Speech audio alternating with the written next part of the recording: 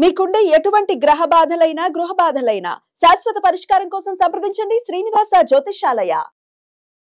Hi guys, welcome to our channel. ప్రస్తుతం మనతో పాటు దాము బాలాజీ గారు సీనియర్ జర్నలిస్ట్ ఉన్నారు. వారితో ఒకసారి మాట్లాడదాం. సార్ నమస్కారం. నమస్తే సార్, ట్రంప్ కి భారత్ కి మధ్య గత కొంతకాలంగా ఎటువంటి పరిస్థితులు నెలకొన్నాయో మనకు తెలిసిందే. ట్రంప్ భారత్ పట్ల ఒక రకమైన వైఖరి వ్యవహరించడం, టారిఫ్స్ ఎక్కువగా విధించేయడం, బిజినెస్ ఇక్కడ ఎటువంటి పెట్టుబడులు పెట్టొద్దని మిగతా వాళ్ళని బెదిరించడం, ఇటువంటివన్నీ మనం చూసాం. ఇప్పుడు ట్రంప్ కాలబైరానికి వచ్చేసాడు, మోదీ గారికి భయపడి అని చెప్పేసి వార్త వైరల్ అవుతుంది సార్. మరి నిజంగా ట్రంప్ కు జ్ఞానోదయం కలిగిందా? నిజంగా కాలబేరానికి వస్తున్నాడా? మరి దీన్ని మోదీ గారు ఎలా డీల్ చేశారు? ఇప్పటి వరకు జరిగిన పరిణామాలు ఏంటి? మరి ఇప్పుడు ట్రంప్ కు సంబంధించి వస్తున్న ఈ న్యూస్ లో నిజమవుతుంది, మీరేం చెప్తారు సార్ దీన్ని? అంటే ట్రంప్ కాళ్ళ బేరానికి అనేది మరీ అతిగా ఉంది స్టేట్మెంట్. అది ఎందుకంటే మోడీ భక్తులు లేకపోతే మోడీని సపోర్ట్ చేసే మీడియా ఆ రకంగా ప్రొజెక్ట్ చేస్తుంది. కానీ నిజానికి ఏంటంటే ఇంటర్నేషనల్ జియో పాలిటిక్స్ అలా ఉండవు. సో అవి కాంప్లెక్స్గా ఉంటాయి. 1-to-1 లేకపోతే సింపుల్గా మన వ్యక్తుల మధ్య సంబంధాలు ఉన్నట్టుగా అవి ఉండవు. ఎందుకంటే మల్టీపోలార్ సొసైటీ, మల్టీపోలార్ ఒక సిస్టమ్ ఉంది ఇవాళ. అంటే ఎవరో ఒకరు కంట్రోల్ చేసే పరిస్థితి లేదు. ఒకప్పుడు కోల్డ్ వార్ ఉన్నప్పుడు రష్యా బ్లాక్, అమెరికా బ్లాక్గా విడిపోయింది ప్రపంచం. ఓకే, ఆ తర్వాత అమెరికా తన గుప్పెట్లో పెట్టుకోవడానికి ట్రై చేసింది. కానీ ఇవాళ ఆ పరిస్థితి లేదు. ఎందుకంటే అమెరికాకు ఆర్థికంగా చైనా బలంగా పోటీ తయారైంది, మిలిటరీ పరంగా రష్యా బలంగా ఉంది. ఈవెన్ యూరోప్ దేశాల 24-25 దేశాలకు కూడా రష్యా వార్నింగ్ ఇచ్చే పరిస్థితిలో రష్యా ఉంది. అట్లాగే అమెరికాలో అంతర్గతంగా కూడా అనేక సంక్షోభాలు ఇవాళ కంటిన్యూ అవుతున్నాయి. ఈ నేపథ్యంలో రెండోసారి ఆయన ట్రంప్ అధికారంలోకి రావడానికి బలంగా ఉపయోగించుకున్నది ఏంటంటే అమెరికా ఫస్ట్ అనే ఒక పాలసీ. రెండవది, అనవసరంగా మనం వేరే దేశాల్లో యుద్ధం పేరుతో మన వనరుల్ని, మన సైన్యాన్ని వేస్ట్ చేసుకుంటున్నాం కాబట్టి నేను అవి చేయను అని చెప్పాడు. దాంతో అమెరికా ఫస్ట్లో ఏముంటుందంటే ఏ దేశంతో ఎటువంటి సంబంధాలు ఉన్నా కూడా అమెరికా ప్రయోజనాలను దృష్టిలో పెట్టుకొని నేను చేస్తాను అనేది ఆయన నెంబర్ 1 చెప్పడం. దాంతోపాటు వలసలు, అక్రమ వలసలు, సక్రమ వలసలు, ఈ రెండింటిని కూడా నేను తగ్గిస్తాను అనేది ఆయన హామీ ఇచ్చాడు. సో ఇది మామూలుగా అమెరికా ఎప్పటి నుంచో కూడా అమెరికా ఫస్టే. ఏ దేశమైనా అలాగే ఉండాలి కూడా. అంటే మన దేశం ప్రయోజనాలే ఫస్ట్ ఉండాలి. బట్ ఇతను దాన్ని స్ట్రెస్ చేయడానికి కారణం ఏంటంటే గత పాలసీలకు భిన్నంగా నేను ఉండబోతున్నానని చెప్పి ఆయన అధికారంలోకి వచ్చాడు. వచ్చిన తర్వాత దానికి తగినట్టే బిహేవ్ చేయడం మొదలుపెట్టారు. ఫస్ట్ ఏమో రెసిప్రోకల్ టారిఫ్స్, అంటే మా దేశంలోకి దిగుమతి చేసుకుంటున్న వస్తువుల మీద మేము విధించే టారిఫ్ల కంటే మేము ఎగుమతి చేస్తున్న మీ దేశాల్లో మీరు ఎక్కువ టారిఫ్స్ వేస్తున్నారు, ఇది కరెక్ట్ కాదు అని చెప్పి ట్రంప్ ఏమన్నా అంటే రెసిప్రోకల్ టారిఫ్స్ ప్రకటించాడు. దీనికి రకరకాల ఒక లాజిక్ లేకుండా పోయింది. ఇష్టం వచ్చినట్టుగా ఆయన వేయడం, ఎగ్జిక్యూటివ్ ఆర్డర్స్ సంతకాలు చేసేయడం, ఇది జరుగుతుంది. మామూలుగానే ట్రంప్ని ఏమంటారంటే ట్రాన్సాక్షనల్ ప్రెసిడెంట్ అంటారు అతన్ని. అంటే అతను ఒక బిజినెస్ మ్యాన్, రియల్ ఎస్టేట్ వ్యాపారి. అతనికి వ్యాపారంలో ఎట్లా ట్రాన్సాక్షన్స్ ఉంటాయో అలాగా, అంటే తాను అనుకున్నది తన ప్రయోజనాలకు అనుగుణంగా ప్రత్యర్థిని మ్యానిపులేట్ చేసి తన ప్రయోజనాలు నెరవేర్చుకోవాలన్న ఒక ఇది ట్రంప్లో కనబడుతుంది. దీంతో పాటు ఆయన ఏంటంటే ఈ స్ట్రాటజీలో ఓవరాల్ స్ట్రాటజీలు ఏంటంటే, ఎందుకంటే అతని మీద వచ్చిన డాక్యుమెంటరీలు, అతని మీద సినిమా కూడా వచ్చింది ఆ మధ్య, ఇవన్నీ నేను చూశాను.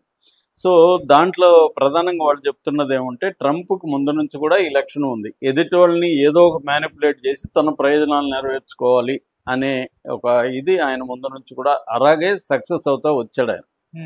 సో ఈ నేపథ్యంలో ఏంటంటే ఇతర కంట్రీలతో కూడా అలాగే బిహేవ్ చేయడం మొదలుపెట్టాడు. నీ వ్యాపార వ్యవహారం వేరు, ఇతర కంట్రీల వ్యవహారం వేరు, ఇది కాంప్లెక్స్గా ఉంటుంది. దాంతో అతను ఏంటంటే పరస్పరం కాంట్రడిక్టరీ స్టేట్మెంట్లు ఇవ్వడం మొదలుపెట్టాడు. ఒకరోజు ట్యాక్స్ టారిఫ్స్ అంటాడు, మరుసటి రోజు లేదంటాడు, మళ్ళీ పెంచుతాడు, మళ్ళీ నెక్స్ట్ వీక్ తగ్గిస్తాడు.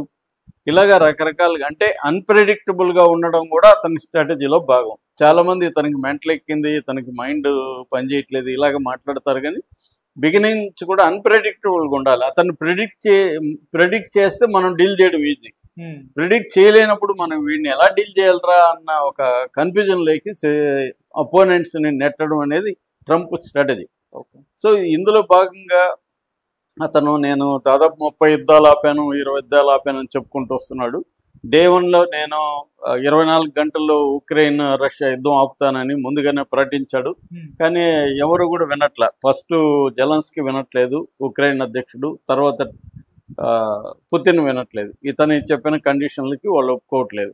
దాంతో ఇతనికి ఒక పిచ్చెక్కే పరిస్థితి అయింది. నా మాట ఎవడు వినట్లేదు. చైనా మీద టారిఫ్స్ వేసినప్పుడు చైనా కౌంటర్ వేయడం, చైనా వేరే దేశాలతో ఒప్పందాలు చేసుకోవడం, ఇదంతా జరిగింది. అంటే ఎవరు కూడా ట్రంప్ మాట వినట్లేదు. ఈవెన్ ఇరాన్ కూడా చిన్న దేశమైనా ఇరాన్ని మీద బాంబ్ అటాక్ చేసినా ఇరాన్ కూడా ఇతని మాట వినట్లేదు. ఇతను చెప్పినట్టుగా ఇరాన్ చర్చలకు రావట్లేదు, ఏం జరగట్లేదు. సో దీంతో అతనికి ఏంటంటే మరోవైపు ఏమైంది, అతను ఇష్టం వచ్చినట్టు ప్రకటించేయడం, సంతకాలు చేసేయడం వల్ల ఈ వలసలకు సంబంధించి కూడా అమెరికన్ సొసైటీ కూడా బాగా ఇబ్బందులు మొదలైనాయి. ఎందుకంటే వాళ్ళు ఇల్లీగల్ ఇమ్మిగ్రెంట్స్ వల్ల అమెరికన్ ఎకనామీ కూడా డిపెండ్ అయింది. ఇప్పుడు ఒక షాప్ ఉంటుంది, ఆ షాప్లో ఇల్లీగల్ ఇమ్మిగ్రెంట్కి అయితే వాడు ఇచ్చిన జీతం తీసుకొని పనిచేస్తాడు.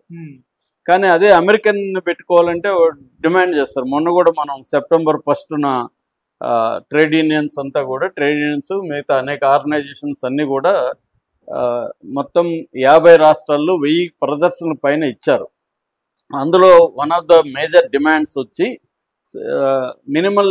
మినిమం వేజ్ని పెంచాలని. పర్ అవర్కి $7 ఇస్తున్నారు, దీన్ని $23 వరకు పెంచాలనేది ప్రధానంగా వాళ్ళ డిమాండ్. ఇదే ఇల్లీగల్ ఇమిగ్రెంట్ అంటే ఇప్పుడు మన కుర్రాడు అక్కడ చదువుకుంటూ ఒక పెట్రోల్ బంక్లో పనిచేస్తాడు. ఆ పెట్రోల్ బంక్ డిమాండ్ చేయడు, ఇతను ఏదో $5 పర్ అవర్కి ఇస్తే తీసుకొని పనిచేస్తే వెళ్తాడు. అదే వాళ్ళు అక్కడ పనిచేయరు అలాగా. సో ఇప్పుడు సడన్గా వీళ్ళందరినీ తీసేయడం వల్ల వాళ్ళందరి మీద బర్డన్ పెరిగింది. రెండోది టారిఫ్స్ వేయడం వల్ల, ఈ టారిఫ్స్ మన వస్తువులు ఇప్పుడు అక్కడికి వెళ్తాయి. అక్కడ ₹100 వస్తువు ఇప్పుడు ₹150 అమ్ముతుంది. అది కొనేది ఎవరు? వినియోగదారులు, మళ్ళీ అమెరికన్సే కదా. వాళ్ళ మీద బర్డన్ పడుతుంది. దానికి ఆల్టర్నేటివ్ చూపించకుండా ఇమీడియట్గా నువ్వు ఇలా పెంచడం వల్ల వాళ్ళకి పెరుగుతుంది. ఈ వ్యతిరేకత అక్కడ కూడా వస్తుంది. అలాగే ట్రంప్కి ఏంటంటే ఇంట బయట ఒక వ్యతిరేకత అనేది బలంగా పెరుగుతుంది. ఎవరు అతని మాట వినట్లేదు. ఈ ఒక ఇబ్బంది అయితే ట్రంప్కి మొదలైంది. ఈ క్రమంలో ఇండియా రిలేషన్స్లో కూడా నిజానికి అమెరికా వైపు చాలా క్లోజ్గా ఉండింది. ఎందుకంటే మనకి చైనాని ప్రధాన శత్రువుగా మనం ముందు నుంచి కూడా చూస్తాం, ఇటు పాకిస్తాను. సో ఈ రెండింటిని దృష్టిలో పెట్టుకొని మనం అమెరికాతో కొంత ఇది ఉంది. రెండోది, మన ఇండియన్స్ దాదాపు 54 లక్షల మంది అమెరికాలో ఉన్నారు. వాళ్ళు తీసుకొస్తే డాలర్, మనకి NRI డాలర్స్ అంటారు, ఆ ఎకనామీ కూడా మనకి వెరీ ఇంపార్టెంట్.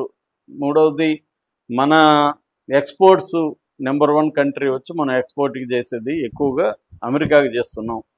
సో ఒక గూడ్స్ కావచ్చు, లేకపోతే సర్వీసెస్ కావచ్చు, అమెరికాతోనే మనకి ఎక్కువ ఉంది. సో ఈ నేపథ్యంలో అన్ని ప్రభుత్వాలు కూడా అంటే 91 తర్వాత సరళీకరణ ఏదైతే ఉందో, లిబరలైజేషన్ తర్వాత అమెరికాతో ఫ్రెండ్లీ రిలేషన్స్ పెరిగాయి. మోడీ వచ్చినాక కూడా అది బలంగానే పెరిగింది. అయితే ఇప్పుడు ఏమైందంటే ఈ రష్యా మీద ఆయన ఆంక్షలు విధించాడు ట్రంప్. రష్యా మీద ఆంక్షలు విధించినప్పుడు రష్యా దగ్గర నుంచి ఎవరు ఏమీ కొనకూడదని.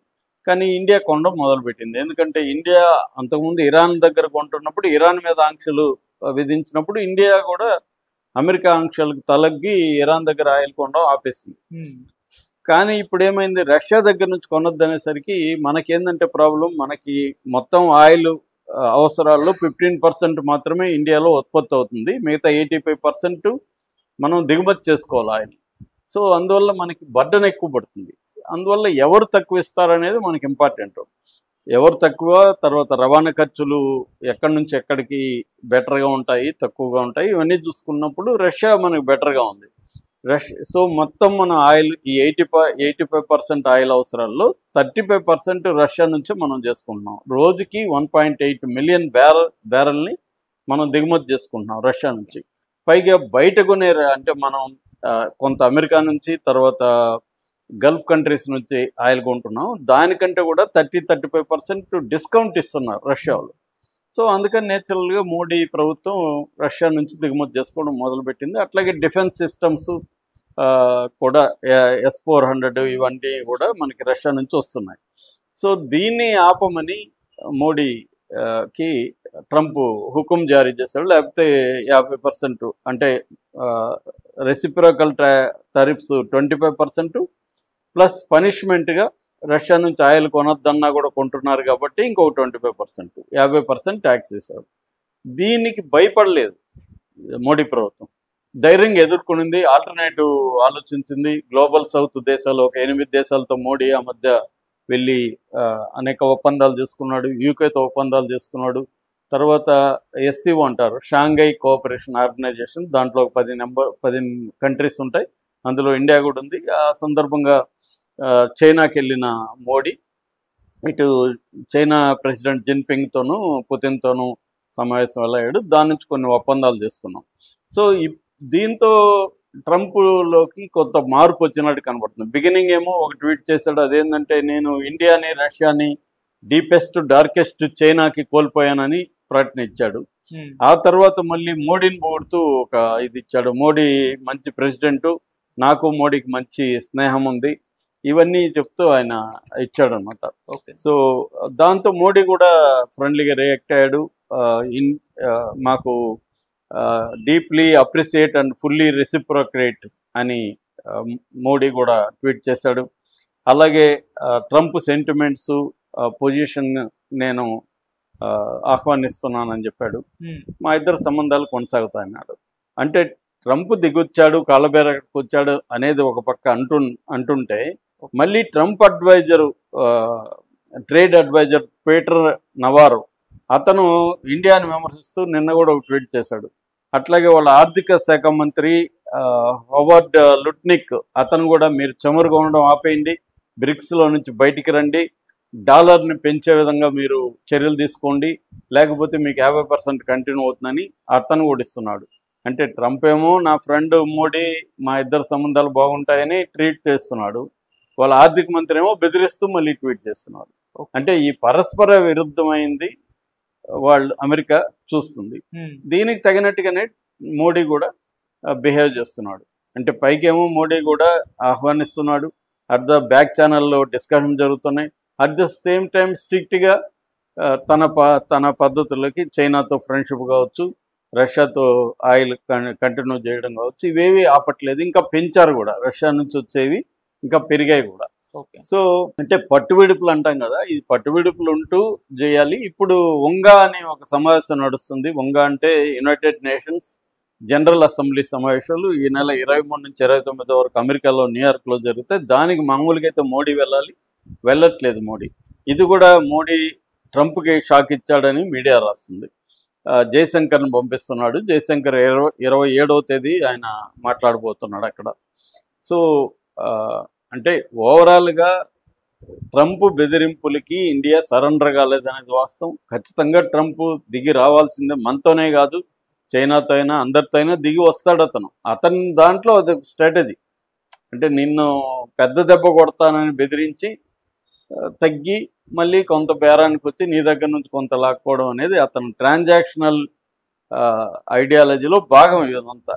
దానికి తగినట్టే ట్రంప్ వ్యవహరిస్తున్నాడు తప్ప ట్రంప్ ఏదో కాళ్ళ బేరానికి వచ్చేసాడు అనేది అబద్ధం. Okay sir, thank you so much.